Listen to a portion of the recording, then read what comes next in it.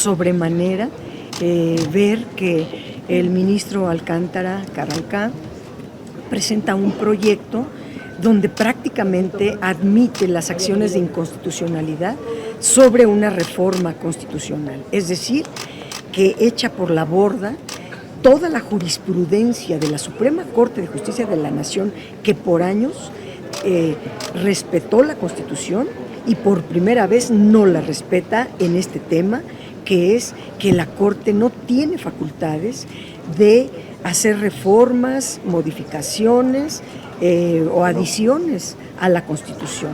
El único poder que puede reformar o hacer adiciones a la Constitución es el poder reformador, es el poder constituyente. Ningún ministro, por importante que se crea, tiene esa facultad. Entonces nos parece verdaderamente grave. ¿Cómo lo justifica? Eso es más grave todavía, porque dando saltos mortales legaloides, analizando un documento que hizo llegar a la Corte 50 académicos nacionales y extranjeros, retoma ese documento para justificar su violación a la Constitución. Por ejemplo, dice que en la India, en Turquía, en Alemania y en Colombia, las cortes sí pueden declarar inconstitucional sus constituciones. ¿Que por qué México no? Bueno, porque aquí nuestra Constitución no lo permite, no lo admite, y entonces retoma partes de constituciones de otros países para justificar su proyecto. Y por otro lado retoma de la Constitución de Colombia algo que se llama juicio de sustitución, para decir que hay partes de la Constitución que son eternas, que no pueden modificarse, y para él atrae este juicio de constitución de la Constitución de Colombia, que no tiene nada que ver con la Constitución de México, para decir que no se puede modificar, que los jueces y magistrados sean electos por voto popular, que porque fueron electos para la eternidad y eso no se puede mover.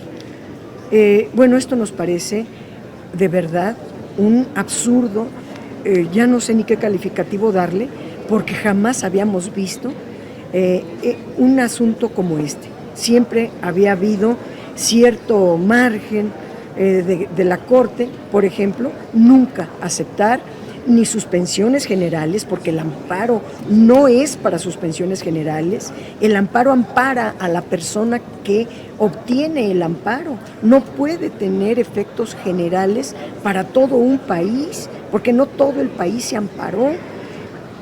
Una acción de inconstitucionalidad de una ley o una controversia, bueno, pueden decir en tal ley esta parte es inconstitucional y demostrarla, y se invalida esa parte que si acaso la Corte lo determina inconstitucional, no toda la ley. Los amparos, las acciones de inconstitucionalidad no tienen efectos generales, eso está en la Constitución, se lo salta por el arco del triunfo y ahora hace válidos cosas que siempre hemos estado analizando los que somos legisladores de verdad. Nunca habíamos visto estos saltos mortales legaloides para justificar una actitud verdaderamente interesada, de juicio de ellos mismos contra la Constitución. Diputado, ¿pero es Carrancá o es González Alcántara? González Alcántara. Porque yo vi el documento, yo vi el documento donde detalla por qué sí procede y por qué no lo de la reforma al Poder Judicial. Incluso hay una parte... Sí, pero él no está facultado. Que sí, que no le gusta, pues muy su gusto, pero él no tiene facultades para decir esta parte de la Constitución me gusta y esta parte no tiene facultades para ello. Quien puede calificar la Constitución es únicamente el Poder Constituyente. Pero como que todos en México estamos con los ojos cuadrados, ¿no? Tanto lo que hace el Legislativo como lo que hace también la Corte. Porque dice, bueno, todos están haciendo en fast track. Ayer veíamos cómo en la Comisión de Puntos Constitucionales pues se aprueba el dictamen y ahora dice que hasta mañana sería lo de... Hoy entra a publicidad la minuta del Senado en materia de supremacía constitucional que pretende únicamente subrayar, dejar más claro, hacer más legible, más evidente que nadie tiene ningún poder sobre la Constitución que no sea el poder constituyente, que la Constitución política de los Estados Unidos mexicanos debe de ser respetada y define las facultades del poder legislativo, del poder ejecutivo, del poder judicial, de los órganos autónomos, y que todos estamos obligados a respetar esa Constitución. Diputada, ¿ustedes están preocupados porque la Suprema Corte les podría ganar el próximo jueves en hacer dar esa resolución de invalidez? Por eso le están echando tanta prisa para que salga la minuta y se vaya luego a los estados. Bueno, pero ya está aprobada. Ajá, ya no nos ganó. No, ya perdieron. Lo que están ahorita viendo es lo de los comités, la elección para el próximo. Eso es algo muy importante. Hoy se va a aprobar en el Pleno un acuerdo de mesa directiva en relación al comité de evaluación. Vienen 4 mujeres y un hombre. El comité de evaluación es parte de los cambios que tuvo la iniciativa del presidente López Obrador, traída a esta Cámara el 5 de febrero. Durante un tiempo se estuvo analizando y derivado de los debates, del Parlamento abierto y de los foros que hubo, se determinó que hubiera un comité de evaluación. Eso lo propuso la Corte, que cada uno de los 3 poderes que va a hacer propuestas de ministros, magistradas y magistrados del Tribunal de Disciplina Judicial o del Tribunal Electoral del Poder Judicial de la Federación, pasaran antes por un comité de evaluación. Es de 5 integrantes, el Poder Legislativo hoy vota el suyo. Los 5 fueron aprobados tanto por el Senado y ahora toca votarlos en la Cámara de Diputados. Y lo mismo el Poder Ejecutivo emitirá sus 5 personas y el Poder Judicial sus 5 personas. Pero el Legislativo nomás serían Morena, Verde y PT, porque PAN, PRI y Movimiento Ciudadano se abstienen de integrar estos comités. Sí, acordémonos que ellos no van a acompañarnos. Desde el 5 de febrero acá ha habido 9 meses donde ellos no nos acompañan en este tema, no están de acuerdo. Y por lo tanto no están de acuerdo ni en el comité de evaluación, porque no están de acuerdo en toda la reforma. Entonces ni en esto, ni en todo lo que venga, ni en todo lo que ya pasó están de acuerdo. Diputada, ¿en qué influye o cuáles son los riesgos de, por ejemplo, el anuncio de que podrían renunciar el 8 de los 11 ministros o 7 de los 11? No se sabe si falta uno por ahí, de que les van a dar lo que le corresponde por ley, les van a seguir como pensionados, o cómo va a estar este tema. Sí, ellos dicen que van a renunciar porque no quieren ser electos o someterse a elección, teniendo ese derecho, porque la reforma constitucional les da el derecho de pase automático sin evaluación. Aún así, ellos no se quieren someter a elección. Pero en realidad también lo establecimos en un transitorio que si renuncian antes, entonces se llevan su haber de retiro.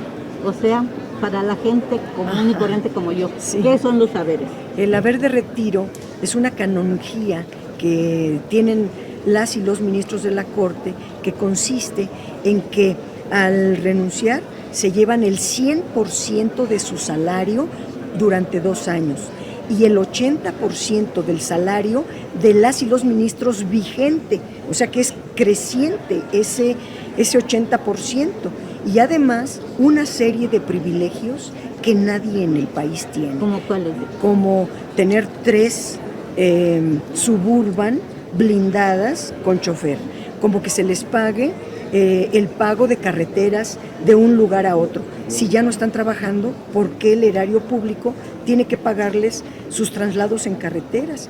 Se les paga la gasolina, una gasolina que no sé dónde la comprarán, porque la que cuesta aquí es más barata que el monto gigante que ellos se llevan por monto de gasolina. Alimentación, despensa, no una despensa, una canasta básica, sino despensas de miles, y son 42 privilegios que se llevan, y eso es lo que en realidad pretenden al presentar su renuncia. llevarse el haber de retiro, porque se retirarían multimillonarios. Y lo que están, pues en realidad lo que está detrás, en el fondo de la reforma al Poder Judicial, es que no quieren que se acaben con estos privilegios y estas prebendas. ¿Y se vale o no? No, ¿cómo se va a valer? Es verdaderamente una falta de ética política. Son servidores públicos, les paga el pueblo con impuestos. ¿Cómo pueden gastar los impuestos en eso? No es para eso los impuestos. Dicen que admiten en este proyecto de Alcántara Carranca, o González Alcántara y Carranca, porque así es un apellido compuesto, dice que admiten los principios de austeridad republicana puestos en la reforma al Poder Judicial. Pues sí, mientras sea para los demás, no para ellos. Dicen que están de acuerdo en que desaparezcan los fideicomisos.